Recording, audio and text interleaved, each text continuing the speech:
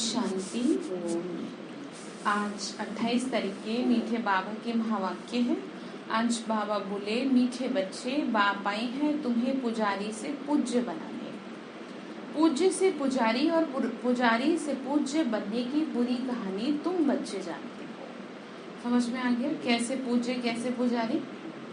तो बाबा बोल रहे सारी कहानी मैंने तुमको बता दी है और मेरा काम जो है वो तुम्हें पूज्य बनाने का है, क्योंकि अब तुम पूज्य हो नहीं। अभी तुम क्या नाम, बाबा कहते हैं कि अभी तुम्हारी ना तो माला बन सकती ना कुछ और ऐसा है कि जो तुम्हें दुनिया पूज सके, इसीलिए तुमको अभी पूरा मेहनत करनी है। ठीक है, तो बाबा ने कहा तभी बनेंगे जब मेरी श्रीमत पे चले।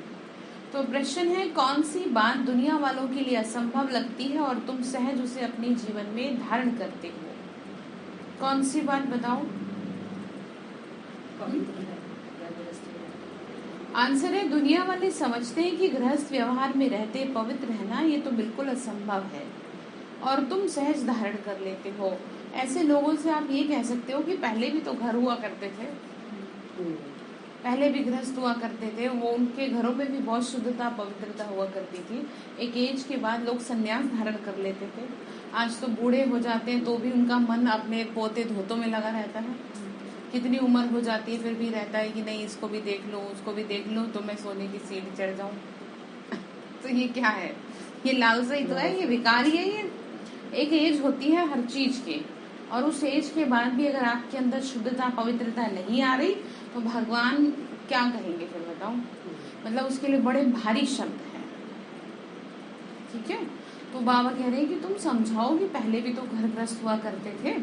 जैसे कि लोग 60 साल की उम्र के बाद रिटायर हो जाते हैं, चाहे कोई कैसी भी नौकरी कर रहा हो सरकारी। तो बाबा ने कहा इसी तरह आत्मा भी तो है और ये शरीर भी है, इसकी भी एक एज है जो समाप्त हो जाती है एक लिमिट पे आके। पाप कर्म भी आप कब तक करेंगे? एक टाइम पे तो आपको रुकना ही पड़ेगा। और गृहस्थ व्यवहार में रह के सबसे ज्यादा क्या हो रहा है इस समय? पांचों विकारों की वशीभूत होकर के मनुष्य पाप कर रहे हैं। तो बाबा का हम बच्चों के लिए कहना यही है कि तुम जो दुनिया कहती है कि घर में रह के जीवन अच्छा नहीं हो सकता, पवित्रता नहीं अपनाई जा सकती, इससे अच्छा तो घर बार छोड़ दें, जिसे सन्यासी छोड़ देते हैं। तो बाबा कह रहे तुम्हारे लिए ये बात लागू नहीं होती, तुमको तो रहना ही घर में है। और ये नहीं कि तुम्हें 60 साल या 70 साल के बाद घर छोड़ देना, तुम्हें तो पूरा जीवन अपने घर में ही रहना है और उस घर में रह के ही सब कुछ करना है, अपने आप को साफ सुथरा रखना है। ये मेहनत है। ठीक है, ये मेहनत है, आपको करनी पड़ेगी। आपसे और तो कुछ नहीं करवा रहे, आपसे कोई तपस्या नहीं करवा रहे, कोई पूजा पाठ नहीं करवा रहे, आपको कोई ऐसा नहीं दे रखा कठिन काम कि भाई आपसे होना। अब बस आपको क्या करना है, आपको इस बात को बाबा की क्या है पूरी अच्छी तरह धारण करना है। बाबा बोल रहे बच्चे ये तो बिल्कुल असंभव है ऐसे कहते हैं वो, और तुम तो सहज धारण कर लेते हो क्योंकि तुम जानते हो इससे स्वर्ग की बादशाही मिलती है। तो ये बहुत सस्ता सौदा हुआ ना। और उसमें भी देखो, किसी को किसी उम्र में ज्ञान मिला है, किसी को किस उम्र में। बहुत कम लोग हैं जो बचपन से ज्ञान में हैं, और बचपन से ज्ञान में होने के बाद भी वो शादीशुदा हैं जो मैरिड हैं, उनके लिए तो और भी क्या है मुश्किल हो जाए ये बात कि पहले ज्ञान में चले फिर बाद में ऐसा है। ठीक है, तो इसलिए बाबा क्या कहते हैं, आपको क्या करना है, आपको घर में रह करके ही, ठीक है, गृहस्थ व्यवहार में रह करके चीजों को करना है। समझ में आ रही बात? तो फिर बाबा ने कहा कि बच्चे देखो ये तो बहुत सस्ता सौदा हुआ ना। तो गीत है, यह कौन आया आज सवेरे सवेरे। ओम शांति। अंधियारा और सवेरा दुनिया के लिए बिल्कुल अलग है। ये तो वह तो कॉमन है। दुनिया में लोग क्या समझ रहे हैं कि ये जो अंधियारा हो रहा है ये रात मतलब अंधियारा, और सवेरा मतलब दिन निकल रहा है। वास्तव में ये अंधियारे रात की बात नहीं है, अज्ञानता के अंधियारे की बात है। दुनिया को पता नहीं अंधियारा और सवेरा किसको कहा जाता है। वास्तव में ये अंधियारा और सवेरा कल्प के पुरुषोत्तम संगम युग पर होता है। अभी अज्ञान अंधियारा दूर होता है, गाते भी है ज्ञान सूर्य प्रगटा, अज्ञान अंधेर विनाश। ये ज्ञान जब हमें प्राप्त होता है तो इस दुनिया से विकारों का विनाश हो जाता है। वो सूर्य तो रोशनी देने वाला है, ये तो ज्ञान सूर्य की बात है। बाबा ने क्या कहा, ये जो सूर्य निकल रहा है ये तो क्या कर रहा है, रोशनी दे रहा है। बाबा ने कहा लेकिन यहाँ बात है ज्ञान सूर्य परमात्मा की, वो हमको ज्ञान देते हैं जिससे हमारे जीवन को रोशनी मिलती है। जैसे कि जब तक आपको ज्ञान नहीं था तब तक आपका जीवन कैसा था, और जब आपको ज्ञान मिल गया है तो जैसे कि मुर्दे को प्राण मिल गए हैं। ठीक है, तो ये ज्ञान ऐसा बुद्धि में बैठ जाता है। तो भक्तों को अंधियारा ज्ञान को, भक्ति को अंधियारा ज्ञान को रोशनी कहा जाता है। अभी तुम बच्चे जानते हो सवेरा हो रहा है। जैसे जैसे ये ज्ञान सबको प्राप्त हो रहा है, उनकी दुनिया में क्या हो रहा है, उजियारा हो रहा है। कैसे मरे पड़े हैं, कैसे अंधियारे में पड़े हैं सभी, कैसे निराश हुए पड़े हैं सभी।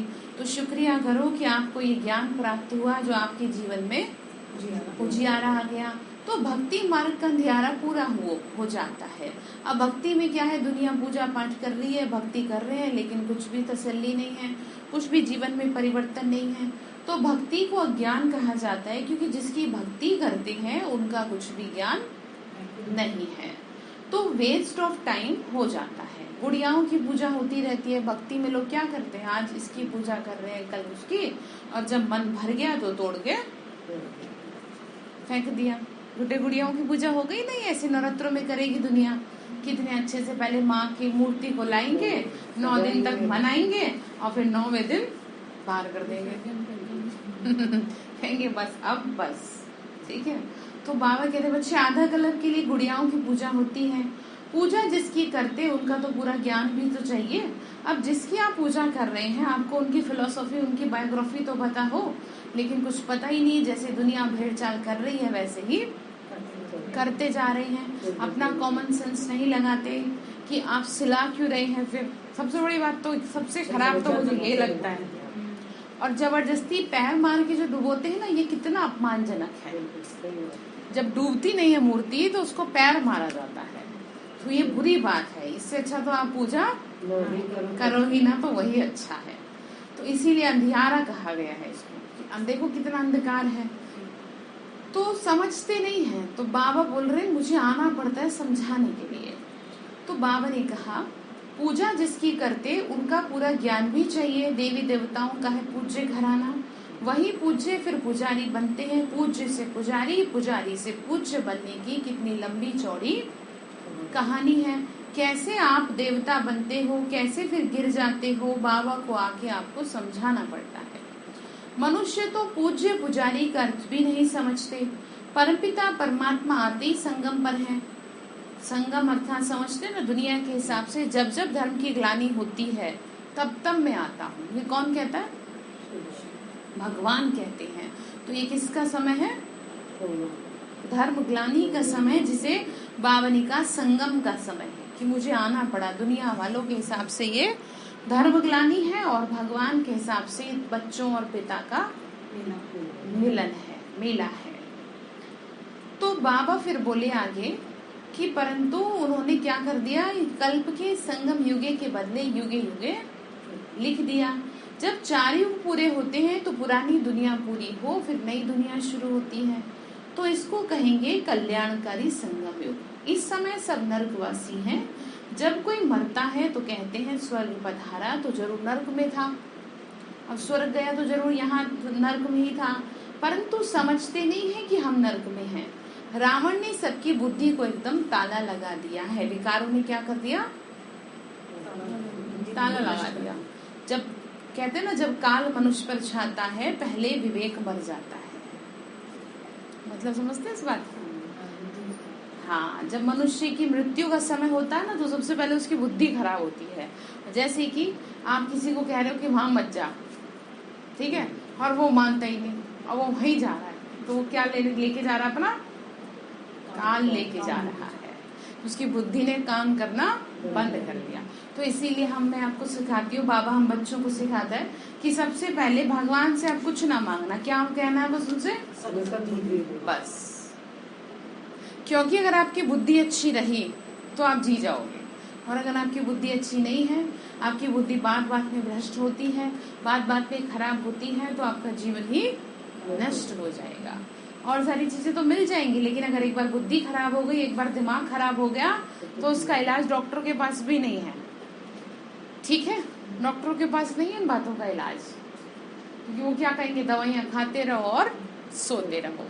तो आपने खराब क्यों किया दिमाग अपना? बातों से खराब होता है ना, ये फालतू में सोचते जा रहे हो, सोचते जा रहे हो। क्या होगा बताओ? धीरे धीरे आपके शरीर पे पड़ेगा, और फिर शरीर जब सही नहीं रहेगा तो जीवन कैसे जिया जाए? ना तो फिर खाने को मन करेगा, ना फिर कुछ और करने को मन करेगा। जीवन खराब आपका किया किसने? और सोचेंगे आप फालतू? अब स्टॉप लगा देंगे ना। जो भी बात हो, कैसी भी बात हो, तुरंत स्टॉप लगाओ बस। सिर्फ ये सोच करके मुझे सही रहना है बस, क्योंकि बातों का कोई अंत नहीं है। आज एक बात है, कल को दूसरी बात ब्याज सहित मिलेगी आपको एडवांस में। तो इसीलिए अब सोचा तो उसके बारे में जाए ना, जिसका कोई इलाज हो, जिसका कुछ समाधान हो। अब घर में अगर एक मेंबर है, उसकी बातों से आप रोज रोज परेशान होंगे, तो मूर्ख आप हैं, वो नहीं।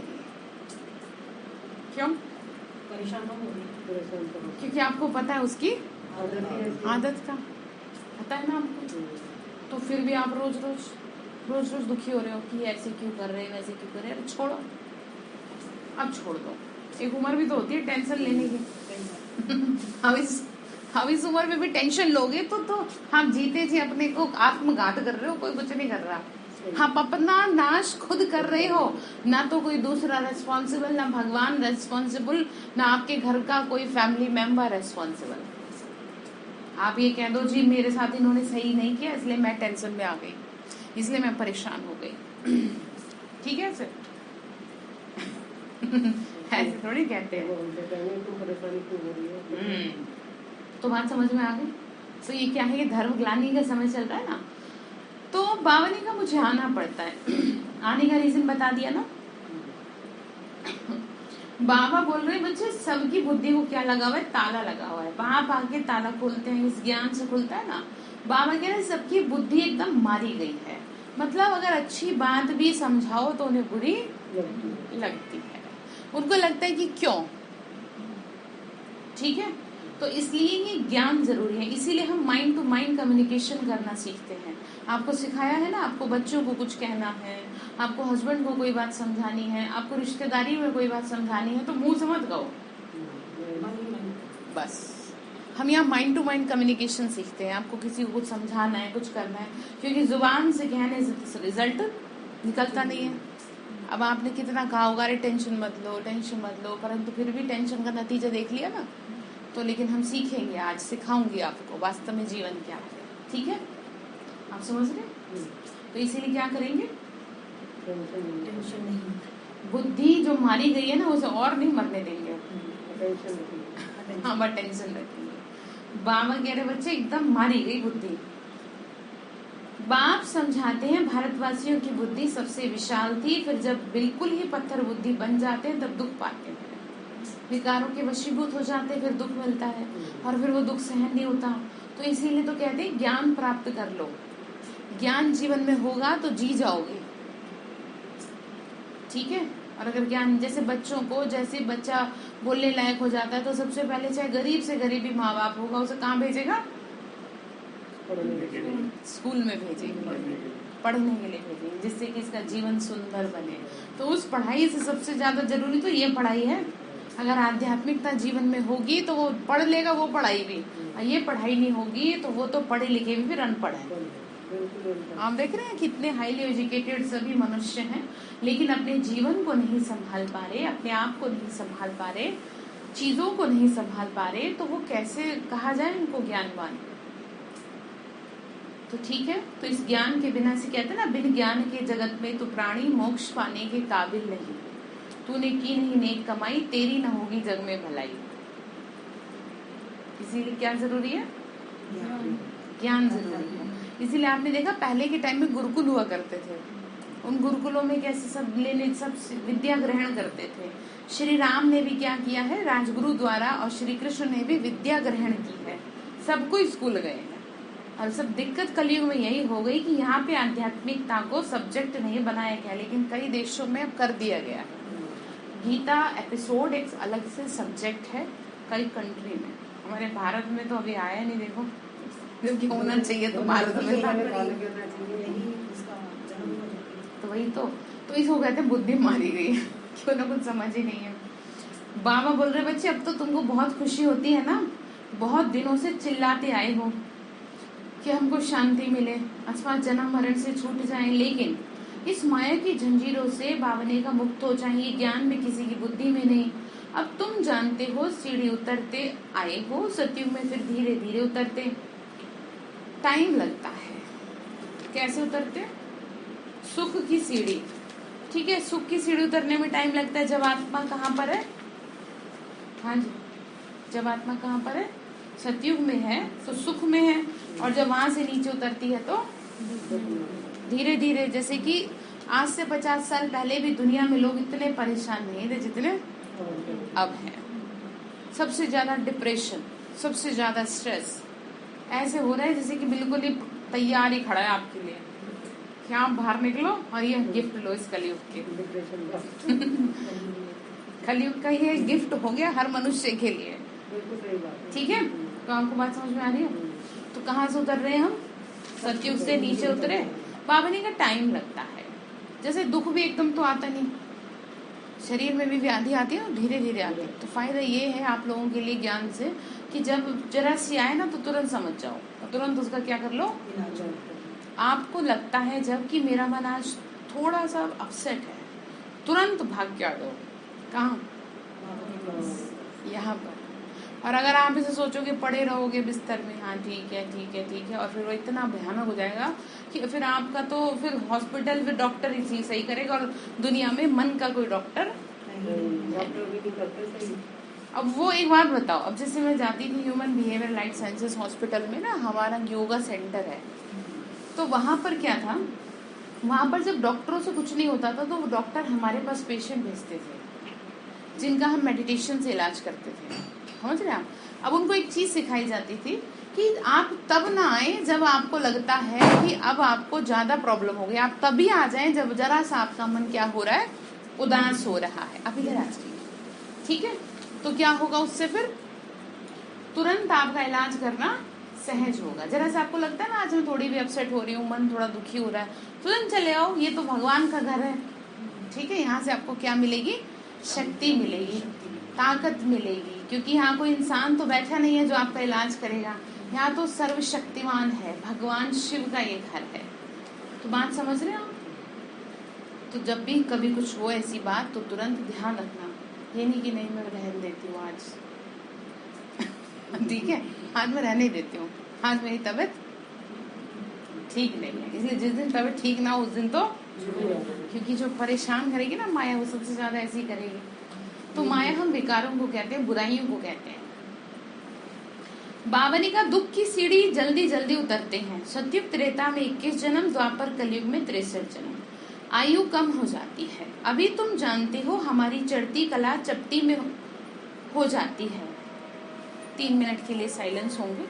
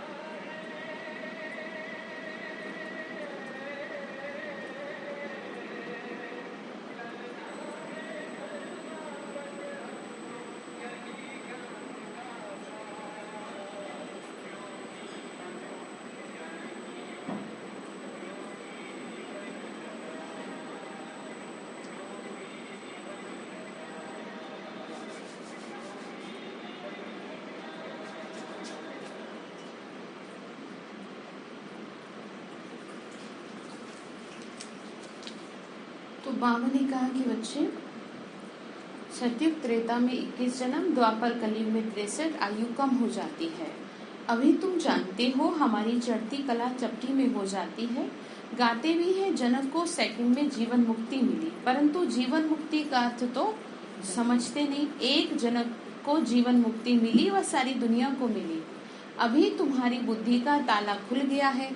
बाबा ने कहा किसी की डल बुद्धि होती है तो कहते हैं परमात्मा इनको सद्बुद्धि दो, अच्छी बुद्धि दो, कहते हैं ना ऐसे। तो बाबा ने कहा सतयुग में तो ऐसी कोई बात ही नहीं। ठीक है, क्या कहते हैं, सतयुग में किसी को कहेंगे कि अच्छी बुद्धि दो? सतयुग यानी पैराडाइज में तो सबकी बुद्धि अच्छी है। बाबा ने कहा जो आत्माएं बहुत काल परमात्मा से अलग रहती हैं उनका भी हिसाब है। बाप जब परम धाम में थे उस समय जो आत्माएं उनके साथ मुक्ति धाम में रहती हैं, पिछाड़ी में आती हैं, वह बहुत समय साथ रहती हैं। हम तो थोड़ा टाइम वहाँ रहते हैं, पहले पहले हम बाप से बिछुड़ते हैं। इसीलिए गाया जाता है आत्मा परमात्मा अलग रहे बहुकाल, सुंदर मेला तब हुआ जब सतगुरु मिला दलाल। कौन है सतगुरु? शिव बाबा। उन्हों का ही अब मेला होता है जो बहुत समय से बाप से अलग रहे हैं, जो वहाँ बहुत समय साथ रहते हैं, उनको नहीं मिलते। तो बाबा कहते हैं खास तुम बच्चों को मैं पढ़ाने आता हूँ। भगवान इस समय क्या कर रहे हैं? हमें पढ़ा रहे हैं। तुम बच्चों के साथ हूँ तो सबका कल्याण होता है। लिख के रख लो इस बात को। भगवान ही कहते हैं मैं तुम्हारे साथ हूँ तो तुम्हारा कल्याण ही होगा। कुछ आपके साथ गलत हो ही नहीं सकता, इस बात की तो गारंटी मैं भी लेती हूँ कि अगर आपको ज्ञान अच्छी तरह बुद्धि में बैठ गया है ना तो आपके साथ कुछ गलत हो नहीं सकता। इसीलिए समझाया था ना, जब वो न्यूज वाले आए थे, इंटरव्यू दिया था, तो क्या कहा था कि 99.9% बात बिगड़ जाएगी, फिर भी विश्वास रखना किस पे? वो ऑन द स्पॉट पासा पलट देगा। महाभारत को याद कर लिया करो, श्री कृष्ण के कैसे पासा पलटा, ऐसे पलट देगा आपके जीवन में। परीक्षाएं आएंगी, ये नहीं कह रहे नहीं आएंगी, बहुत अच्छे से आएंगी। पहले से याद नहीं किया था उसको, हाँ बाद में करो आप याद। इसीलिए तो कहती हूँ चाहे दुनिया इधर से उधर हो जाए, आप फर्स्ट प्रायोरिटी भगवान को दो, वो आपकी अंत तक रखेगा। और आप किसको देते हो? रिश्तेदारों को, नातेदारों को, यार दोस्तों को। तो फिर वो कैसे आपको बताओ मदद करने आए, तो फिर क्या कहेंगे? आप उन्हीं से करवा लो। ये कहेंगे ना, ये तो भगवान का क्या हो जाएगा? अपमान हो जाएगा ना। तो इसलिए ध्यान रखेंगे इन बातों को कि आपके साथ कौन है। सारी सृष्टि का मालिक आपको साथ दे रहा है। आपके तो चेहरे ऐसे खिले रहने चाहिए। ठीक है सोमपल भाई जी? ठीक हो? तो क्या रहने चाहिए? चेहरे आपके खिले रहने चाहिए। आपके चेहरों से भगवान के प्रति प्यार दिखना चाहिए। जैसे कि लोगों को एक दूसरे से प्यार होता है तो वो चेहरे से दिखता है कि कैसे उस दूसरे के प्यार में मगन है। ये इनको कुछ पता ही नहीं है कि दुनिया में क्या हो रहा है, कुछ नहीं पता होता जब एक दूसरे का नशा चढ़ जाता है लोगों को। और यहाँ आपको भगवान मिला, रोज आपको पढ़ा रहा है, अमृत वेला आके उठा रहा है। आपके चेहरों पे वो रौनक कब दिखेगी मुझे ये तो बता दो। भाई जी के चेहरे पे काफी हद तक पहले से रिलैक्सेशन दिखता है। बधाई हो आपको इस बात की। हाँ, अंदर से आत्मा को सुकून मिल रहा है ना अमृत वेले वाला, तो उससे क्या है ना, चेहरा ग्लो करता है। फिर चाहे कितने ही काम कर लो, कितना ही काम कर लो, वो थकावट नहीं दिखेगी आपके चेहरे पे। तो ध्यान रखेंगे। तो इसलिए बाबा समझाते हैं कि बच्चे मैं तुम्हारे साथ हूँ तो चिंता काहे की करे, चिंता ताकि कीजिए जो अनहोनी होए।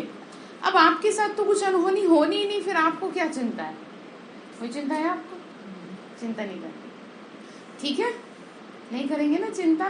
कहते ना चिंता से चतुराई घटे, गम से घटे शरीर, पाप किए लक्ष्मी घटे, कह गए संत कबीर। पाप करने से क्या होता है? जिस पैसे से आप पाप कर रहे हैं वो फिर आपके पास कहाँ तक रुकेगा कोई? वो भी तो एक वही है, लक्ष्मी का रूप। और चिंता करिए तो शरीर पर पड़ेगा, घटता हुआ दिखाई देगा। देख रहे ना कैसा हो गया मन भी तन भी। तो अंदर में क्या बैठा है? गम, किसी बात का गम लग गया। जैसे कहते हैं ना किसी बात का सदमा है कि जो इस तरह से हो रहा है। अच्छा ऊपर से आप दिखाओ कि मुझे कुछ नहीं है, लेकिन आपका शरीर तो बोल रहा है, आप आपका शरीर बता रहा है कि आपको अंदर ही अंदर किसी बात का गम बैठा है, उसको नहीं निकालेंगे तो जीते जी मर जाएंगे। तो बाबा बोल रहे हैं बच्चे मैं तुमको मिलता हूँ, तुम्हारे को मिलता हूँ तो तुम्हारे साथ कुछ गलत हो ही नहीं सकता, कल्याण ही कल्याण है। फिर कह रहे बच्चे अभी सबकी कयामत का समय है, अभी सब हिसाब किताब चुकतू कर चले जाएंगे। सिखाया था ना आपको, किसी से भी क्या नहीं बनाएंगे, अपना फालतू का हिसाब नहीं बनाएंगे, झगड़े वाला, ठीक है।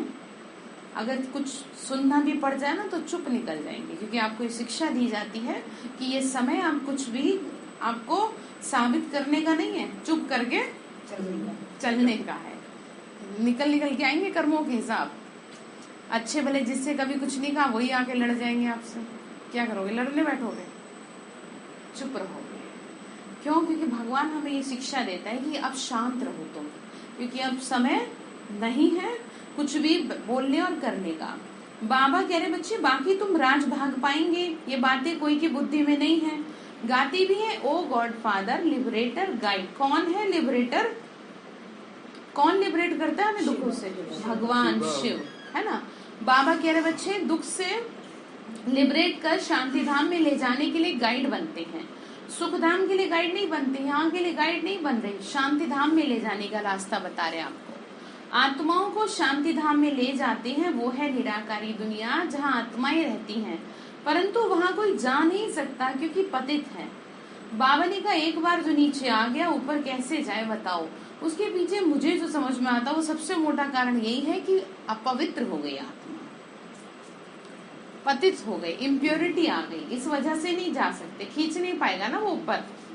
अगर जो वजन होगा कैसे खींचेगा, हल्के रहेंगे तो खींच पाएगा ना। तो आत्मा पे पापों का बोझा अगर चढ़ा है, विकारों की लपेट में है आत्मा, तो कैसे आपको ऊपर खींचे बताओ। इसीलिए भगवान के द्वारे जाने के लिए भी कितनी मेहनत करनी पड़ रही है 1 महीने के लिए। जोर तो नहीं पड़ रहा है कहीं कहेंगे 1 महीने अमृत वेला कर, वैसे तो आप तो कर ही रहे थे कब से। लेकिन देखो अनुभूति आपको तभी होगी, किसी बड़े आदमी से मिलने जाते हैं तो कितनी प्रिपरेशन करते हैं आप समझते हैं। जब हम उसके SDM के पास गए थे, सब कितना हमने पहले विचार किया था उनको बुलाने के लिए। जब किसी के पास जाते हैं, प्रोग्राम होता था ना यहाँ पे, तो उनको बुलाया था हमने एज ए चीफ गेस्ट। तो बाबा कह रहे हैं कि बच्चे अब तुम मेरे से मिलने आ रहे हो, मैं तो एवर प्योर हूँ, अब तुम कम से कम थोड़े दिन के लिए तो क्या हो जाओ पवित्र बन जाओ। ज्यादा की तो आपको जबरदस्ती करते हैं, इसीलिए आपको इतनी मेहनत। ठीक है भाई जी, स्वीकार रहे हैं आपको ये मेहनत स्वीकारेंगे तभी तो कुछ पाएंगे। हाँ, तो ध्यान रखिएगा, कुछ पाने के लिए कुछ यहाँ आपको कुछ और तो खोने को कह नहीं रहे, बस थोड़ा आलस ही तो आपका खोने के लिए कह रहे हैं। वो कौन सी अच्छी चीज है जी? हाँ देखो कितनी अच्छी बात, बड़ा अच्छे लगते हैं आपके मुख से ऐसे शब्द सोचो कितनी आत्माओं के कल्याण के निमित्त बने हो आप, तो कितनी बड़ी बात है ये। तो बाबा ने कहा कि बच्चों सबसे बड़ी बात आपके विकार आपसे ले रहे हैं, आलस में पड़े हो आप 8-8 बजे तक, ये अच्छी बात है? बताना कहाँ से अच्छी है बात? ये अच्छी बात तो नहीं है ना। सुबह से उठ के भगवान को याद करें, कितनी अच्छी बात है। उस घर में ऐसा हो नहीं सकता कि सुख शांति ना आए, ऐसा हो नहीं सकता कि उस घर में कोई समस्या टिकी रहे, जिस घर में सुबह सवेरे भगवान को याद किया जाता है। इस बात की तो गारंटी हम लेते हैं आपसे। तो बाबा कह रहे बच्चे आत्माओं को शांति धाम ले जाते हैं, वो है निराकारी दुनिया जहाँ आत्माएं रहती हैं, परंतु वहाँ कोई जा नहीं सकता क्योंकि पतित है ना। इसीलिए पतित पावन बाप को पुकारते हैं। खास भारतवासी जब उल्टे बन जाते हैं तब बेहद बाप को ही कुत्ते बिल्ली ठिक्कर भीतर में ले जाते हैं। भगवान को कह देते हैं ना गॉड इज ओमनी प्रेजेंट, जबकि God is not omni present. जो कहते हैं ना भगवान कण कण में है, कुत्ते बिल्ली ठिक्कर भीतर सब में है, तो ये उसका अपमान है। भगवान तो एक है और वो बैठा कहाँ है? परम धाम में। जैसे कि powers of the president Rashtrapati Bhavan में बैठा है, लेकिन उसकी पावर पूरी दुनिया में काम कर रही है। इसी तरह शिव बाबा भगवान शिव परम धाम में ऊपर बैठे हैं, आकाश से भी ऊपर, और पूरे भारत में पूरी दुनिया में जहाँ भी मंदिर मस्जिद गुरुद्वारे हैं वहां पे उनकी क्या काम कर रही है? पावर काम कर रही है। वो थोड़ी बैठे हैं, उसमें भी देखो नीचे गिरा दिया लोगों ने भगवान को, क्या कि जानवरों में भी वही है। अब लोग इतना हद तक कह दे रहे कि पेड़ का जो पत्ता है वो भी भगवान की मर्जी से हिलता है। अब बताओ भगवान उसे बैठ के हिलाएगा क्या? है और कोई काम नहीं है। ऐसे लोग कहते हैं कि जिस दिन किसी दिन ज्यादा बारिश आ गई तो आज राम जी नाराज हो गए, आज ये हो गया, आज वो हो गया। सब कुल मिला के घूम फिर के कुछ अच्छा हुआ जीवन में तो मेरे कर्म बहुत अच्छे थे, और अगर खराब हुआ तो कितनी बढ़िया बात। अगर वो भी आपकी तरह इंसान हो तो कितना आपकी क्लास लेता, तो इंसान ही कहते हैं। कितना आपको सबक सिखा दे किसी इंसान की तरह। क्यों कि आप घूम फिर के हर बुरी चीज भगवान जैसे आपके ऊपर घर में रख दे कोई हर बात, आप भी तो एक टाइम फ्रस्ट्रेट हो जाओगी ना। तो सोचो वो कितना, इसीलिए कहते हैं वो दया का सागर है। वो लोग सब पे क्या कर रहा है कि चलो कोई नहीं है तो मेरे बच्चे ही ठीक है। तो ये बात समझनी है कि वो कहाँ बैठे हैं। इसीलिए तो हमें बुद्धि को कहाँ ले जाना पड़ता है, शांति धाम में, परम धाम में। बाबा कह रहे बच्चे कितना वंडर है, अपने से भी मुझे नीचे ले जाते हैं। मतलब जानवरों में आप भगवान की तुलना कर रहे हो, शर्म आनी चाहिए। तो कह रहे बच्चे ये भी ड्रामा है। देखो फिर बाबा ड्रामा का पार्ट खुद के जरिए औरों को भी ऐसा पक्का करा देते जो किसी का दिमाग फालतू ना चले। किसी का दोष नहीं है, सब ड्रामा के वश है। ईश्वर के वश नहीं, ड्रामा से भी, ईश्वर से भी ड्रामा तीखा है। तो बाबा कहते बच्चे मैं भी ड्रामानुसार अपने समय पे आऊंगा, मेरा आना ही एक बार होता है। भक्ति मार्ग में मनुष्य कितने धक्के खाते हैं। तुमको बाप मिला है, बाप से ही तो सब कुछ मिलेगा, परमात्मा के लिए कह रही है। ठीक है, वर्षा मिल गया तो फिर धक्के खाने की तो जरूरत है ही नहीं। भगवान खुद कहते हैं मैं आके तुमको वेदों शास्त्रों का सार समझाता हूँ। पहले सचखंड था फिर झूठखंड कैसे बना ये किसी को भी पता नहीं। गीता किसने सुनाई ये भी भारतवासी नहीं जानते। भारत का ही आदि सनातन देवी देवता धर्म था। देवता धर्म वाले ही सतो प्रधान पूज्य से जब तमो प्रधान पुजारी बन जाते हैं तब देवता धर्म प्रायलोप हो जाता है। बाबा कह रहे जब तुम गिर जाओगे तो फिर क्या होगा। अब घर का बड़ा मेंबर ही खराब काम करे तो बच्चों का क्या होगा ये बताओ, और लोगों का क्या होगा। अगर आपका ही व्यवहार सही नहीं है तो बच्चे क्या सीखेंगे। और आपके साथ जितने भी लोग, चलो बच्चों को छोड़ो, और भी तो लोग होते हैं ना घर में, वो सब क्या सीखेंगे। वो यही सीखेंगे कि हमारे पिता ने या हमारे हस्बैंड ने या वाइफ रहेगी मेरे हस्बैंड ने ऐसा किया था तो मैं भी ऐसे करूं, या हस्बैंड बोले कि जी मेरी वाइफ ने ऐसा किया था तो क्या होगा बताओ। फिर घर रह जाएगा, क्या बन जाएगा है कमलेश्वर बताओ। उस घर को क्या कहेंगे, क्या नाम दोगे आप? कोई नाम ही नहीं उसके लिए तो। हाँ स्वर्ग वो तो गया, पर नरक का भी नरक। ठीक है, तो ऐसा नहीं, इसलिए हमेशा ध्यान रखेंगे जो कर्म मैं करूंगी मुझे देख और करेंगे। आप चीखोगे चिल्लाओगे, डेफिनेटली आपके घर में जो भी है वो चीखेंगे। आप बात में इरिटेट होगी, जो बाकी के लोग हैं वो भी इरिटेट होंगे। अब बताओ कैसे संभालोगे घर को। इसीलिए किसी को नहीं संभालना, बस आपको खुद का ध्यान रखना है कि मुझे शांत रहना, चाहे कोई कुछ भी बोलता रहे बस। क्योंकि अगर मैं शांत रहूंगी तो घर में सब सही रहेंगे ना। अब मैं ही डिस्टर्ब हूँ, जैसे घर का एक बंदा बीमार हो जाए तो सब कितने परेशान हो जाते हैं।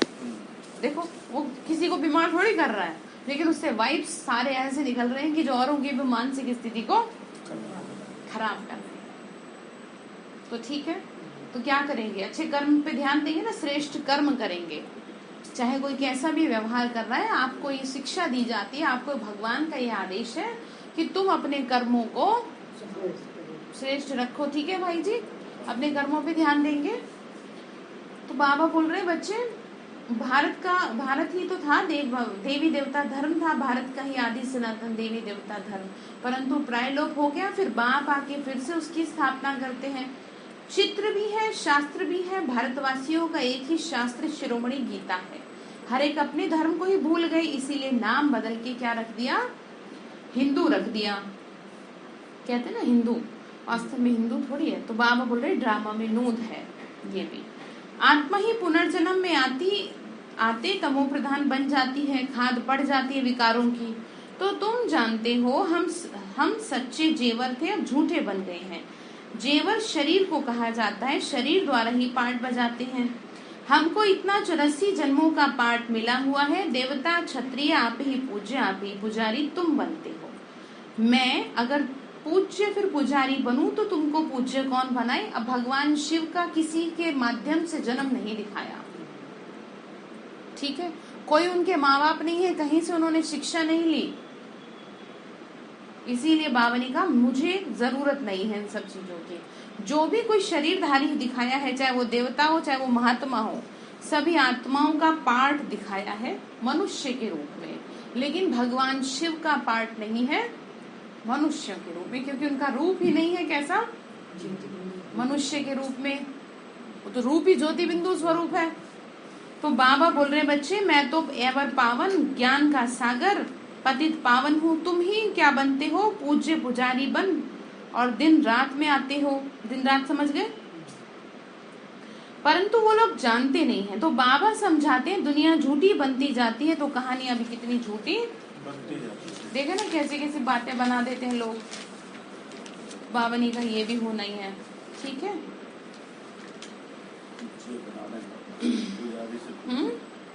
पुजारी से पूज्य बना रहे। हाँ, बाबा ने कहा व्यास ने भी कमाल किया। व्यास तो भगवान नहीं है ना, भगवान ने तो आके ब्रह्मा द्वारा वेदों शास्त्रों का सार समझाया है। उन्होंने शास्त्र दे दिए ब्रह्मा को। अब भगवान कहाँ है? ऐसे तो नहीं, विष्णु की नाभि से ब्रह्मा निकला, तो विष्णु ने बैठ शास्त्रों का सार बताया, ब्रह्मा द्वारा समझाया है। त्रिमूर्ति के ऊपर है शिव बाबा, बैठ सार बताते हैं ब्रह्मा द्वारा। ये ज्ञान में आपको 7 डेज कोर्स में सिखाई ना सारी चीजें। तो बाबा ने कहा जिनके द्वारा समझाते हैं वही फिर पालना होगी, पालना करेंगे। तुम हो ब्रह्मा कुमार कुमारियां, ब्राह्मण वर्ण है ऊंच ते ऊंच, तुम अभी हो ईश्वरीय संतान, ईश्वर के रचे हुए यज्ञ की तुम संभाल करते हो। ये किसका घर है? भगवान का घर है। यहाँ कोई किसी का गुरु नहीं है, कोई किसी का फॉलोअर नहीं है। यहाँ हम सब पढ़ रहे हैं। इस बात को समझना है अच्छी तरह और औरों को भी समझाना है।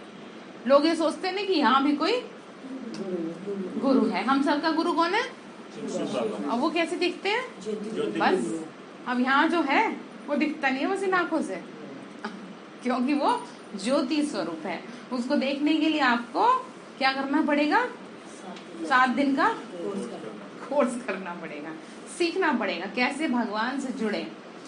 तो बाबा ने कहा तुम हो ईश्वरीय संतान, ईश्वर के रचे हुए यज्ञ की तुम संभाल करते हो। इस ज्ञान यज्ञ में सारी पुरानी दुनिया स्वाहा होनी है। क्या क्या स्वाहा होना है उसमें? सब विकार।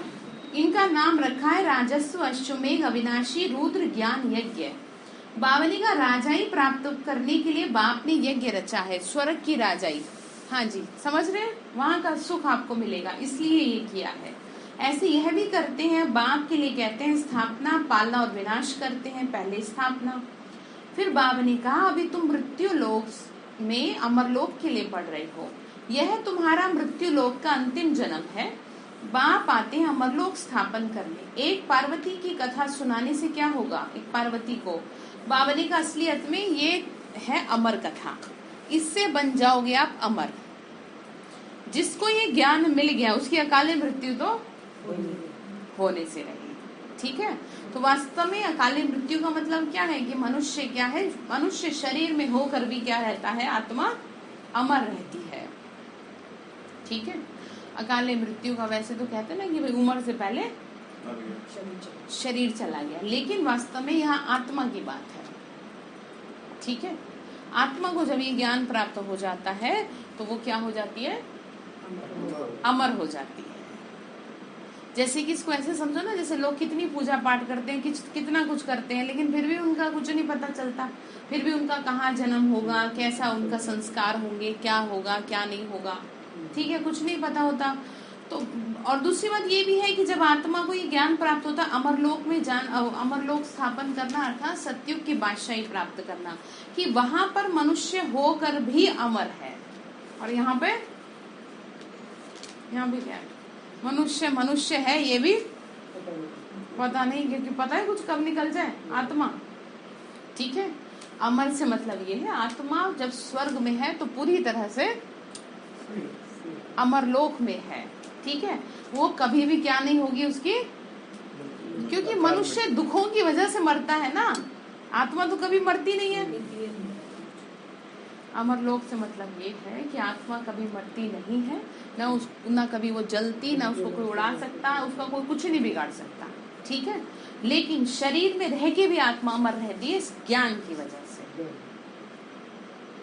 ठीक है। क्योंकि जो मृत्यु है वो दुख का ही एक पार्ट है।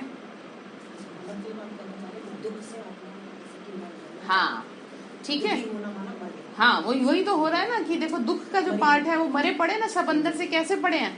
अब देखने में तो सब चल रहे हैं, एक दूसरे से बात कर रहे हैं, लेकिन अंदर से मरे पड़े हैं। दिखने में मनुष्य लग रहा है कि भैया चल रहे हैं, फिर रहे हैं, बात जैसे भी कर रहे हैं, ऐसे मरे से होके कर रहे हैं, क्योंकि ज्ञान नहीं है। और जब ये ज्ञान मिल जाएगा तो भले ही शरीर में है लेकिन फिर भी अमर हो जाएगी, दुख की फीलिंग उसे नहीं आएगी। फिर दूसरा सेकंड बात आती है कि उसकी मृत्यु, वो सेकंड बात है कि उसकी मृत्यु अकाले मृत्यु उसकी नहीं होगी। लेकिन उसके लिए आपको क्या करना पड़ेगा, बहुत तप करना पड़ेगा, ज्ञान योग करना पड़ेगा। क्योंकि मृत्यु से मतलब यह है कि आपकी श्वास बढ़ेंगे। फिर समझ रहे हैं आप क्या कह रहे हैं कि जब हम भगवान को याद करते हैं ना, जैसे ऑफिस से जब आप आए, आपका या ऑफिस में ये संकल्प चलने लगा कि ना मुझे सेंटर जाना है, वहीं से आपकी श्वास बढ़ने शुरू हो गए। श्वास बढ़ना समझ रहे हैं, जो श्वास आपके हैं तो वो तो है ही, लेकिन उसके अलावा भी और बढ़ गए। हाँ लाइफ बढ़ गई आपकी। और जितनी देर आप यहाँ बैठेंगे, जितनी देर आप भगवान में मन लगाएंगे, मुरली सुनेंगे, योग करेंगे, उतनी देर आपकी क्या बढ़ते रहेंगे, श्वास बढ़ते रहेंगे। तो आप क्या हो जाएंगे, फिर अमर हो जाएंगे। श्वास का कोटा ज्यादा हो जाएगा। वो तो ये है कि अच्छा है ना, सेवा करेंगे आप, खाओ, आपको सेवा के लिए रखेगा कि इस आत्मा से क्या करवानी है, सेवा करवानी है। क्योंकि वो हर किसी से करवाता नहीं है, चुन चुन के करवाता है, ठीक है। बाबा ने क्या कहा कि बच्चे भी समझ गए बात, अमरलोक के लिए पढ़ रहे हो तो हम ऐसी जगह के लिए पढ़ रहे हैं जहाँ रहेंगे तो मनुष्य, मृत्यु तो वहां भी होगी लेकिन हाँ, लेकिन वहाँ दुखी नहीं होंगे ना, अकाले मृत्यु नहीं होगी, उम्र से पहले नहीं मरेंगे। यहाँ तो पता नहीं चलता आज है कल नहीं। अभी हंसते बोलते नजर आ रहे हैं, कल को ये आत्मा नहीं नजर आए, कितना शौक लग जाता है। जैसे लोगों को किसका लगा, सिद्धार्थ शुक्ला का कितना शौक लगा। सबसे ज्यादा उन आत्माओं को सोचो कि जो उसके अंग संग, सबसे बड़ी बात तो उन आत्माओं के लिए है ना, हमारे आपके लिए तो वो 2-4 दिन बाद भूल ही जाना है। तो इसलिए ये ज्ञान बहुत जरूरी है। यह तुम्हारा मृत्यु लोक का अंतिम जन्म है। तो बाप आते अमरलोक स्थापन करने, एक पार्वती को कथा सुनाने से थोड़ी कुछ होगा। इस समय तो आप सभी, कथा से मतलब ये नहीं है कि कोई वैसे कथा सुना रहे हैं आपको, कथा अर्थात ज्ञान। यहाँ कोई ऐसी कथा नहीं है कि पंडित जी आए कथा सुनाए, ऐसा कुछ नहीं, ये पढ़ाई चल रही है और इस पढ़ाई से आप पार हो जाओगे। बाबा ने कहा बच्चे, अमरनाथ शंकर को कहते हैं, एक पार्वती को कथा सुनाने से फिर क्या होगा, तो अभी तुमको समझाया ना। जगदम्बा जगत पिता लक्ष्मी नारायण बनते हैं, लक्ष्मी नारायण फिर 84 जन्मों के बाद जगदम्बा जगत पिता बनते हैं। वास्तव में जगदम्बा है पुरुषार्थी, फिर लक्ष्मी है पावन। महिमा जास्ती किसकी है, जगदम्बा पर देखो कितना मेला लगता है। काली कलकत्ते वाली मशहूर है, मंदिर है ना। काली माता के पास भला काला पिता क्यों नहीं बनाया। वास्तव में जगदम्बा आदि देवी ज्ञान चिता पर बैठ काले से गोरा बनती है। अब ये भी समझना है कि जो कुछ देवताओं को काला दिखाया है, कुछों को बहुत सुंदर दिखाया है। जैसे श्री कृष्ण को सांवरा दिखाया, शंकर को नीला दिखाया, श्री कृष्ण को कहीं कहीं काला भी दिखाते हैं। देवी काली जो है उनका कितना भयानक रूप दिखाते हैं। क्या ऐसे देवता होते हैं? और किसी के कितने हाथ दिखाते हैं। तो ये सारा कोर्स में समझाया जाता है। आई होप आपको ये सब पता होगा कि क्या है ये, क्योंकि अगर अभी समझाने लगी तो मुरली बहुत लंबी हो जाएगी। ठीक है, तो बाबा ने कहा बच्चे तो समझना है, ठीक है, नहीं समझ तो पूछ लो फिर बाद में। तो तुम यहाँ आए हो ईश्वर से ज्ञान लेकर राज राजेश्वरी बनने। लक्ष्मी नारायण को राज्य किसने दिया? ईश्वर ने। अमर कथा सत्यनारायण की कथा बाप ही सुनाते हैं सेकंड में, जिससे नर से नारायण बन जाते हैं। अभी तुम बच्चों के कपाट खुल गए हैं कि काम महाशत्रु है। कहते हैं गृहस्थ व्यवहार में रह के पवित्र रहना संभव है, तो समझाया जाता है कि आप जा कहाँ रहे हैं, आप पवित्र दुनिया में जा रहे हैं। क्योंकि जैसी जगह आप जाएंगे वैसे ही आपको खुद को ड्रेसअप करना पड़ेगा।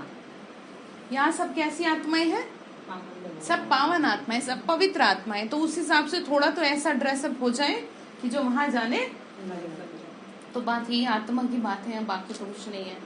तो बाबा ने कहा बच्चे तो जरूर वो अपने बच्चों को स्वर्ग की बादशाही देंगे। तो स्वर्ग की बादशाही पाने के लिए एक जन्म तो पवित्र रहना पड़ेगा।